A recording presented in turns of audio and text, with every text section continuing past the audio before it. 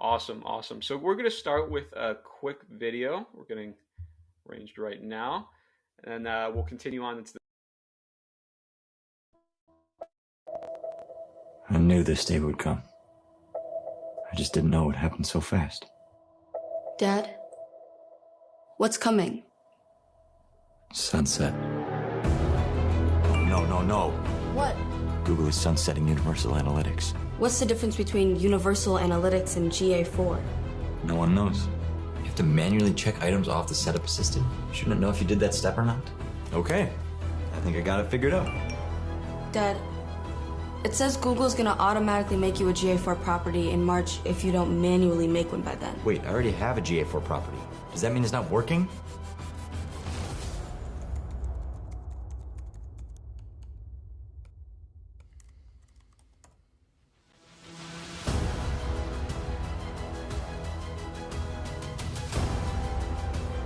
Why do I have more session starts and page views? Stay close. Why does it keep telling me I need to migrate my analytics if I already have a GA4 property? It says to reuse my existing tags, but what are the new triggers?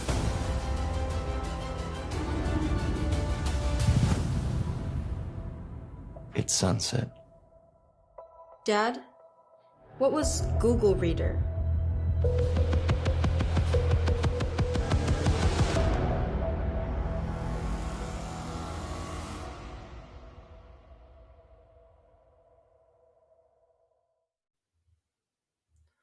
All right, so welcome everyone. Sunset is coming. So it's truly an honor to get to help you pivot and thrive into GA4. So we'll continue on into this presentation. But first, I'd like to talk a little bit about us. So we're Community Boost, a purpose-driven digital marketing agency committed to empowering social ventures to empower change. So this year, our goal is to work with over 500 nonprofits to raise over 50 million throughout the end of the year. And we've worked with some of the largest organizations like Charity Water, Souls for Souls, Cancer Research Institute, to name a few. And we've helped them scale impact through Google Ad Grant, Meta Ads, email marketing, and paid search ads.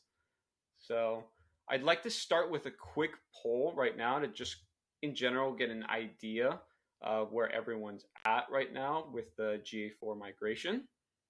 So I'll give this a quick minute.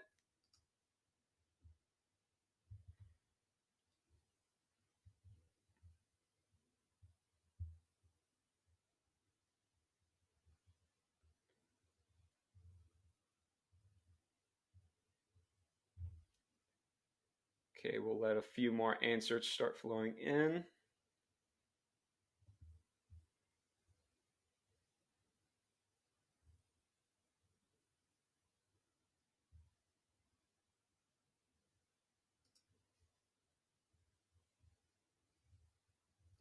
I'll give this 10 more seconds. But okay, it looks like most people have GA4 or Google Analytics 4 installed on their site, but it looks like a lot of us aren't tracking. So I hope through today's discussion that you'll be able to have a better understanding of how the tracking works and a better idea of how to set up your tracking if you haven't already. So we'll start moving on.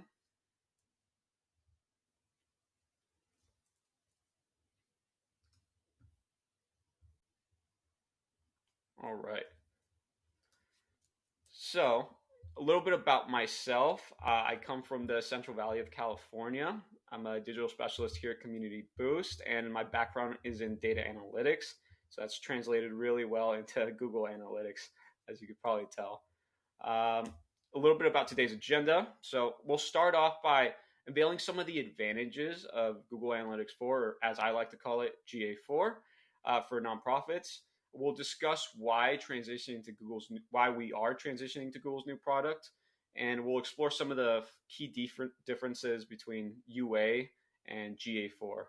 Then I'll give you a quick walkthrough what the setup process might look like, and lastly, we'll engage in a quick Q&A session. So let's talk about the benefits of using GA4 as a nonprofit. And I'll say it now, Google Analytics is a free platform to use and it is incredibly easy to get basic tracking running on your website. Now, to get a little bit more specific with Google Analytics on site, we open a door to a lot of opportunities. One of my favorite is actually the demographics insight, which GA grants us a crystal clear understanding of who our audience is. We get a comprehensive view into like age range, gender identity, or geographical locations. And this information allows us to more effectively tailor our campaigns and tailor our approach to different audience groups. Um, with that, we also have behavior analysis and its ability to identify the most engaging pages on our site. So we'll get an idea of which sites are or which pages on our site are working more and which ones might require a little bit more adjustments or attention. We could also do some performance tracking to track the effectiveness of our campaigns by setting up like conversion tracking. This allows us to make some data driven decisions and see what strategies are working for our ads. And we could also see what's working for our Microsoft ads or Google ads or Facebook ads. And speaking of Facebook, we could also see which social media traffic is really bringing users to our website. So we'll see what platforms are worth investing more resources into. Another thing to note is you can also connect Google Ads into your GA4 with that can also help optimize with a lot of your campaigns.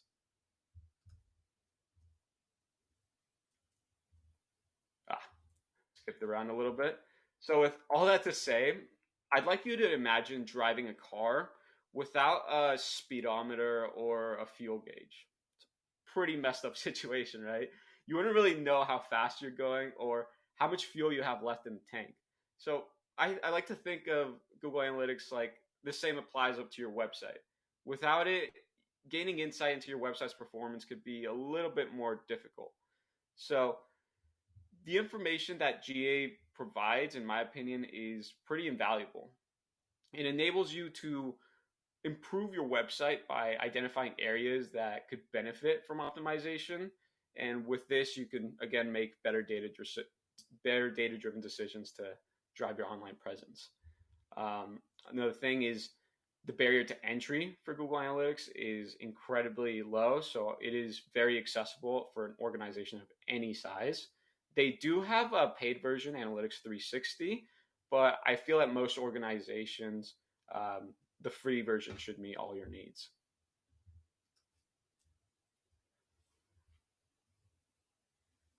So, yeah, what is the current state of Google Analytics? You might be asking yourself, why did Google create an entire new version of GA? Why did they not just update Universal Analytics? And that's a great question, to be honest.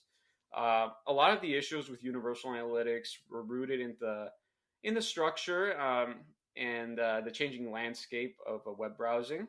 As we know, there's a lot of data privacy laws now, and they've adapted to that. And there's a lot of concerns, particularly around that, as well as the changing technology. And overall, Universal Analytics was ready for an overhaul.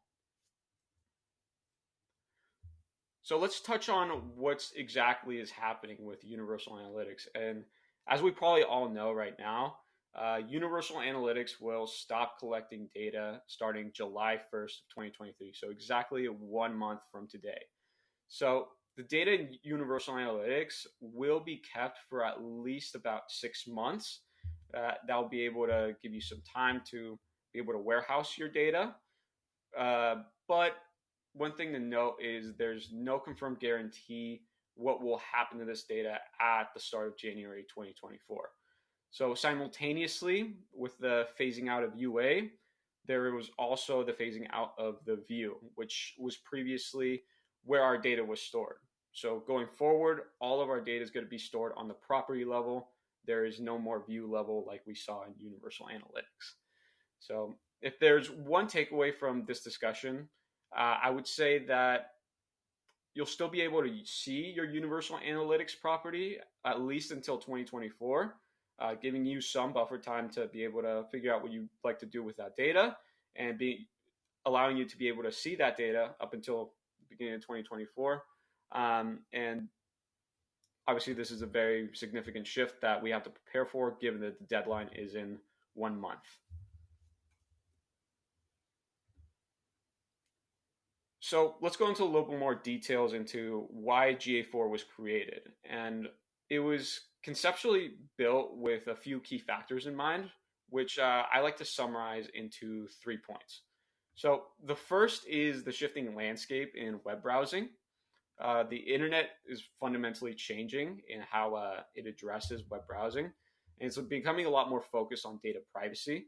So it's giving a lot more. It wants to give users a lot more access to their data privacy and their own data to be able to control what's going where. So this is really taking a toll on how and when we can create a lot of or collect data. Another is we are leveraging the advancements of artificial intelligence. You've probably heard that AI is taking over the internet for the last year, last few months as well. Google's really harnessing this technology to be able to measure user behavior accurately with very limited data. So this innovation showcases the practical benefits of integrating AI into our everyday tools. Another thing is our third point. So overall, they wanted to build a more comprehensive system. So Universal Analytics, believe it or not, is about a decade old. And even though they kept adding new features, without a significant revision, it was just really overdue for an overhaul. So Google just decided, okay, like we're gonna wipe a clean slate and start a brand new GA4. So while Universal Analytics focused more on sessions, GA4 takes into account a lot of different scopes, 3 scopes to be honest. So it's user scope, the session scope, and the event scope. So this approach allows GA4 to paint a more accurate picture of exactly what's going on your website. Backtrack. Okay, so we'll go into some of the key differences. Well, what can't we do? Well, when GA4 was first introduced, there was a general perception that within the analytics community that it was not yet a fully matured product. So some believed that it lacked certain features and usability. I'd say they were honestly right. The good news is that Google did fix a lot of these concerns, and a lot of the features that were initially absent in GA4 are now present. And if you haven't gone back to the platform since you first installed your GA4, I highly encourage you to look through it again if you haven't revisited since. You'd likely discover a lot of similar features like segmentation and cross-domain tracking, which have been reintroduced into GA4. It's safe to say that GA4 has come a long way since it first launched. So firstly, we need to address the change in focus and strategy within GA4. So unlike its predecessor, like I mentioned, that concentrated on session-based data, GA4 directs its attention towards more interactions. So Google believes that this offers a lot more insightful data that aligns better with new tracking methods and cookieless tracking. This shift initially can cause some confusion, especially when examining standard reports. In Universal Analytics, you typically observe session-based data that traces a user's entire journey. On the other hand, GA4 records data in the 3 scopes that I mentioned: user, session, and events, which I'll cover a little bit later. Now, while you can still view straightforward metrics like page views, conversion rates, it's pretty crucial to understand how these different reports utilize these different scopes. So next, it's important to understand that your data in GA4 will be stored on the property level again. So the concept of views is gone. We'll reiterate that, it's very important. And lastly, by enabling Google Signals, you've probably seen that that's a feature in the settings. That allows you to track users across across different devices. So, for example, if you have a user that went on your website through a desktop and then looked through the website later on in the day, starts going through the phone, is like, huh, I really wanted to sign up for that event or volunteer for this other event. And they go on their phone. Google Signals, using that technology, allows you to track both of those sessions as the same user. So let's get into some of the strengths of GA4. So GA4 provides access to multiple attribution models. Unlike the Universal Analytics version, which just focused on the last click attribution, you can now consider various models into account, such as time decay and first click. Although I recently heard that they will be eliminating those two, I think the best is data driven, which distributes attribution evenly across all channels. So let's say they clicked on a Google ad and then didn't convert, and then they clicked on a Facebook ad and then converted. What the data driven attribution model will do is it will distribute the credit evenly between Google ads and Facebook ads, just to give you a better idea of which method is more effective. So, second is that GA4 expands user tracking methods beyond cookie usage. So, GA4 uses signups from Google accounts to assign some user IDs on your website. And in order to be able to identify these users. So as we're moving away from cookies and people are opting out of cookies, Google's starting to assign these user IDs to certain users to be able to track them even though they opt out of cookies. Along with that, we'll move on to cross-domain tracking, which has significantly been simplified in GA4. It makes it incredibly easy for you to to track users across your domains. So, for example, if you have your main domain and then you have a subdomain for like your donations, you'll be able to track them across both pages pretty seamlessly. Our fourth point is the introduction of explorations. So this one's pretty exciting because with exploration, it allows you to make your own custom reports without having to set them up beforehand. So with Universal Analytics, you could make some custom reports, but as you could probably tell, it wouldn't really collect data for that report until after it was created. Now with GA4 explorations, you're able to backtrack data as far back as you've been collecting, which is awesome. Then finally, I'd like to touch on GA4's predictive and segmentation capabilities. So this is where it really hones in on AI. If your account has sufficient data, GA4 will provide notable updates on your users' behavior in order to predict future actions and even assist in building some segments for your reports. Okay, I want to check up on time. I think we're good. I'd like to quickly share my screen to give you a quick run through of the GA4 platform.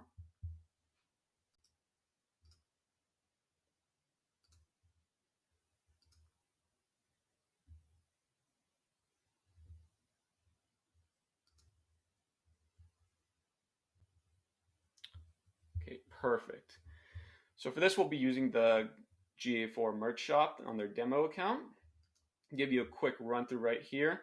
So on the side right here is our navigation bar, and this is our home screen where we can customize our dashboard to see the most important metrics that we want to see. But then we'll move over to reports. And here's where we'll do most of our analysis, in my opinion. These are all the preset reports, and they're divided into these different sections. First being acquisition, where are our users coming from? Next up, engagement. This is where we can view our conversions and events that we set up, as well as our landing pages and which are like most popular pages and screens. While you're in these reports, you could also look through different dimensions. For example, our very common one is source medium. And you'll observe that they have first user and session source medium, which I will cover in a bit. Just place it right there. You get a deeper understanding. Another section that's important is our monetization section, where we could see our e-commerce purchases, whether you have a shop or run donations. It's a pretty useful dashboard. And then the retention report, which shows you a little bit more information about your returning users. Moving on to our explorations. This is where you can create your custom reports. You can either select from freeform and play around with it to create your own custom report, or you can do one of the preset templates, which allows for funnel explorations, path explorations, and so forth. Then lastly, we have our advertising dashboard. So if you do connect your Google Ads account to GA4, you will be able to make a lot more of like a model comparison right here and see all your different advertising channels. And you'll also be able to sift through different campaigns. So if you want to see the performance of those campaigns. Up here, you can see all the accounts that you have created. So under your account, if you've created different GA4 properties, since we don't have the view available, you'll be able to see them here. Up on the side over here, you can control your data scope. So do you want to see the last 30 days, the last month, this week, or the last 7 days?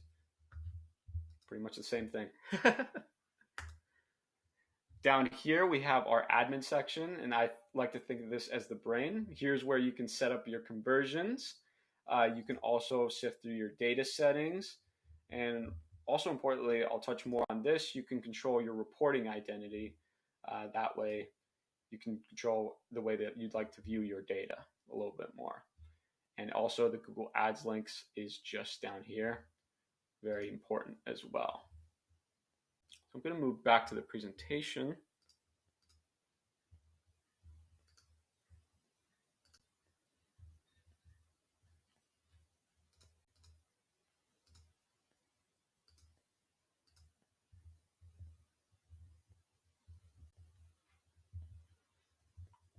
Okay, now that we have an idea of navigation, I do want to touch on a couple more topics that I mentioned. So let's touch on data scope. So as I mentioned before, we have user, session, and event scopes. Now for reporting, as you saw, there's two different terminologies that they use, and you probably saw the first user and session scope. So first user pretty much means brand new visitor to your website. So when you spot this term in your reports, it's pretty much referring to data associated with only new arrivals. Session, meanwhile, represents the duration that your visitor spends on your website from arrival to exit. Now, as I mentioned before, some users start by going on a desktop and later go on a phone. Well, it's possible for a visitor to engage in multiple sessions in a day.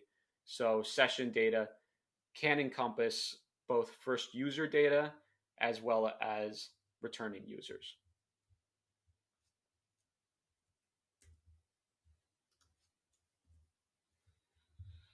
Another thing I want to touch on is reporting identity. So there are 4 methods that GA4 uses to figure out who the user is. And I'll touch on each one of them. So first off, user ID. So this is a unique identifier that you give each user when they log in or sign up on your website. This helps GA4 recognize them whenever they return as a new user, whenever they return to your website. Next up is Google Signals. As I mentioned, this is the feature that allows GA4 to recognize users across different devices as long as they're signed into their Google account. Device ID is the next one. So Google also does give them a device ID.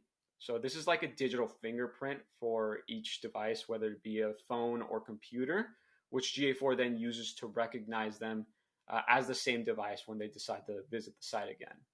Again, this is to circumvent the cookieless tracking. And lastly is the AI modeling, which is the method that uses patterns and probabilities to guess who the user might be based on other data and the behavior that is collected. It's more of so of like an educated guess, and it's GA4's last resort when trying to identify a user. So let's get to the good stuff. How does setup work? So we'll start with the easy peasy one. So since March, GA4 has been offering an automatic setup option. If you currently have Universal Analytics on your website, GA4 will create a new property for you using your older GA4 setup and inheriting some of the settings. However, whether it's suitable for you largely depends on your initial setup, and there's a few points I'd like you to consider. So with this method, all the conversions from your UA property will inherit the category name from Universal Analytics goals. However, there's also a note that not all conversions will be transferring over the right way. So like duration conversions, timer conversions, pages per screen, or session goals will not be transferring over, again, because we're moving more to the event-based model. So overall, I'd recommend auto migration for anyone with a very simple analytics setup and no complex integrations. Like if you need only basic tracking and have no interest in setting up complicated conversions and you just want to see page views, then this might be the method that serves you well. Now, my favorite setup is actually the manual setup, which is more of an involved approach. So the manual setup is definitely much more suited for those who are completely new to Google Analytics and wish to get those who wish to get like a fresh start with brand new conversions and just brand new setup, start fresh. So when you create a Google Analytics account or a brand new property, GA4 will be the default property that will be created. A lot of what you can do is follow the simple setup instructions. I think Google does a great job of guiding you step by step on how to set it up. However, if you do want a more thorough setup, I do recommend using tools like Google Tag Manager because it does enable for third-party integrations to be connected a lot more easily without having to dive deep into your website's code. So a final note on conversions. GA4 comes with a lot of enhanced measurement set to automatically read some conversions. So for example, page views, scrolling through a page, clicking on outbound links, downloading a file, or watching YouTube videos, all of this is automatically tracked with GA4's built-in events. So for those tracking donations, they do have platform support for a lot of platforms. So if your platform supported Universal Analytics, a lot of them shifted to GA4 now. Notably, some big ones are Classy, Fundraise Up, Shopify. As I mentioned before, you also have the option to import your conversion goals from UA. But if you need your tracking cleaned up, I don't really recommend importing them at all. But overall, if you do need a much more comprehensive and advanced tracking, I recommend consulting an analytics specialist for that.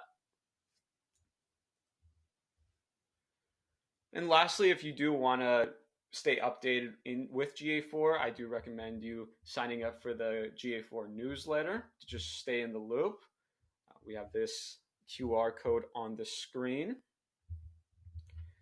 And if you haven't migrated to GA4 already, we do also have a service where our expert team will handle the entire setup process for you, ensuring that your GA4 is configured exactly for your business needs. We also do have the Accelerator Program course that will walk you through the process that we use to set up GA4. Just another option in case you'd like to set it up yourself or learn a little bit more hands-on. If you haven't migrated to GA4 already or you're unsure about your setup, I highly, highly recommend you reach out. That way we can get a game plan set up for you. Now we'll continue on to some Q&A.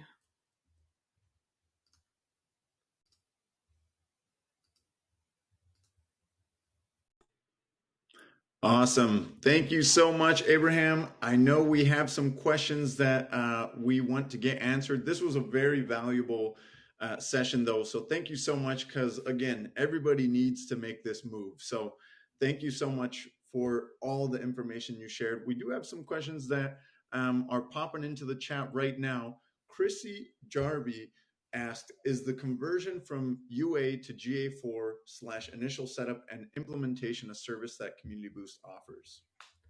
Yeah, totally. It's definitely a service that we offer. We do the full migration for you if needed.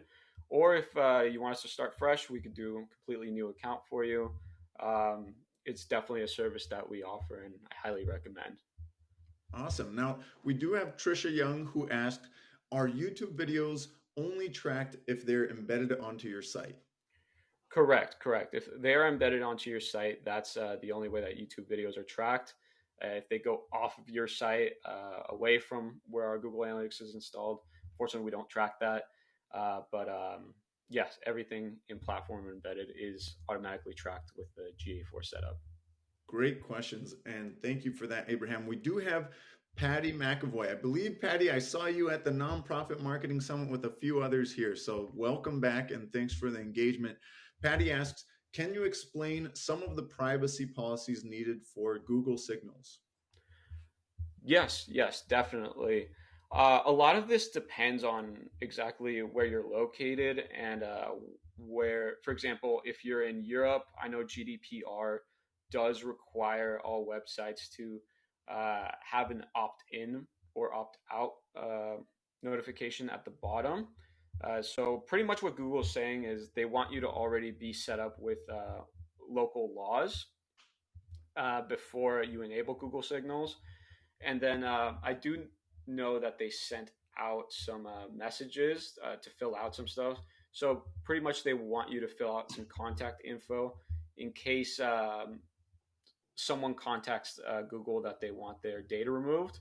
That way that they can contact you in order for you to remove that specific person's data. So Google is making it very easy for everyone to comply with these data privacy laws.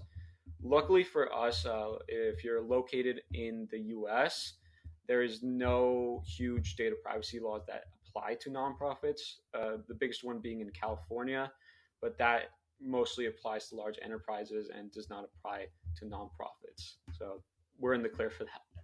Awesome. Thank you. We do have one more question. I will answer this one. Moira, we are going to have all these recordings and slides sent over to you. But Maria Tashkova asked, do you need such notification if you are in Canada? I am not too familiar with Canadian laws at the moment. To be honest, I don't think we have too many Canadian clients. That's definitely something I'd look into the local laws first and do a little bit of research and see what is applicable for nonprofits. But like I said, as far as the Google platform goes, they do make it incredibly easy for you to have access to any of this information.